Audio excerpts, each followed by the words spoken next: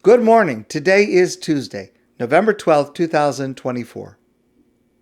The most detailed and sumptuous meal of the entire Torah is the hospitality and delicious foods that Avraham prepares for 3 strangers who he invites into his home. Dr. Aviva Zornberg points out that with this meal and others, Avraham teaches us that hachnasas orchim, the mitzvah to welcome guests into our home, is not just an act of kindness, which it certainly is. It is also one of the primary ways we serve God, by serving God's children. If you were to ask me, what is the greatest favor that you could do for me? I would answer, the greatest favor you could do for me is to show kindness to one of my children. And I learned that from God. Our sages express it as follows, the famous dictum, Gadol hachnasas orchim, yoser mikabolas b'nei Ashchina. God says it is better, it is more important to me, God says, that you show kindness to my children, to God's children. That's more important even than you speaking with me, with God directly. We've discussed before that the mitzvah of hachnasas orchim, to invite guests into our home, is not just to invite guests, and it's not just to feed them,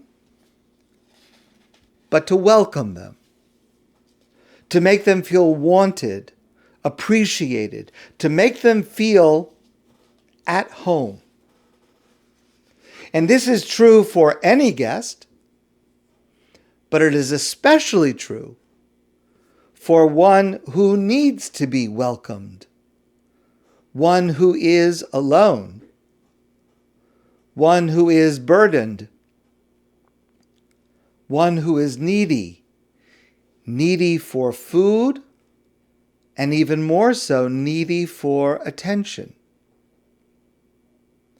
On Yom Kippur, the most spiritual day of the year, we read the famous Haftorah from Yeshayahu HaNavi, the passage from the prophet Isaiah. Halo zet som evcharehu. This, God says, is the fast day that I want from you. This is what I really want from you. Even more so, God says, than your prayers and your fasting, which are important, obviously. But this is what I really want. And included in that, God says, the Navi says in God's name, Halo pros l'royev lachmecha. Divide your bread with those in need, with those who are hungry.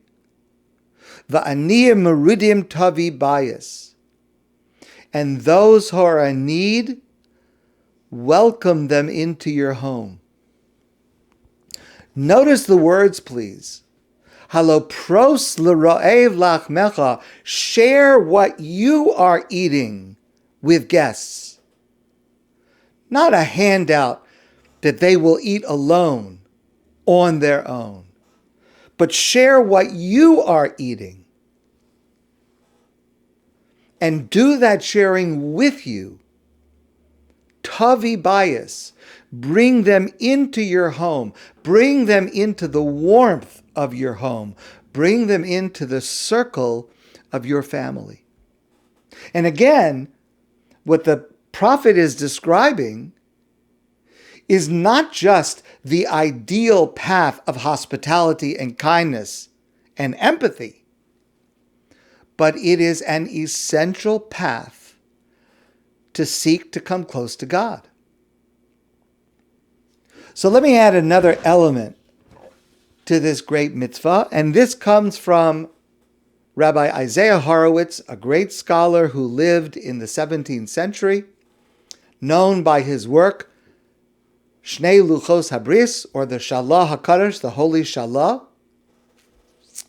he points out that specifically the mitzvah of haknasas orchim, of welcoming guests into our home, helps us realize that in truth, all of us are guests in God's world.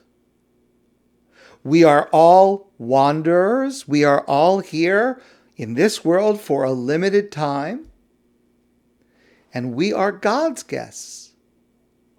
And we pray that God treats us with hospitality, with kindness, with compassion during our travel in this world. And that to earn that from God, we need to be sensitive to the material requirements of our guests, and even more so to the emotional needs of our guests. And in that merit, we can hope to receive the same for ourselves. So as we look at the guests around our table, we should see ourselves as guests sitting at God's table. And the way we make our guests feel is what we hope God will do for us. We've shared many stories about the Chofetz Chaim, Rabbi Yisrael Meir Kagan of Radin, the great Jewish scholar and leader in the early 1900s.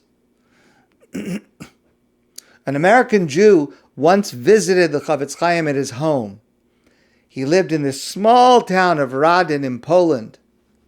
And when this visitor from America came, he was amazed at how bare the home was. He's such an important figure, such a respected leader. And there was really nothing in his home except a simple table, a couple of benches, a bed. And this man visiting was astonished. He said, "Why aren't there any other furnishings? Don't you have more furniture? Don't you have more things?" And the Chofetz Chaim responded by asking this visitor a question. He said, "Tell me, you come here to visit from America. Where is your furniture?" So the man said, "My furniture, I don't have my furniture with me. I'm just a tourist. I'm just passing through. I'm just a guest in your home. I didn't bring my furniture with me." Chofetz Chaim said, "I too am just a traveler through this world, expecting to be here for whatever length of time God allows me. Because this world, of course, is only a vestibule, an entryway to the world to come, to the eternal world. And for a vestibule, my home is comfortable enough." The goal of Haknasas Orchim is, yes, kindness to others. It is a primary way of serving God.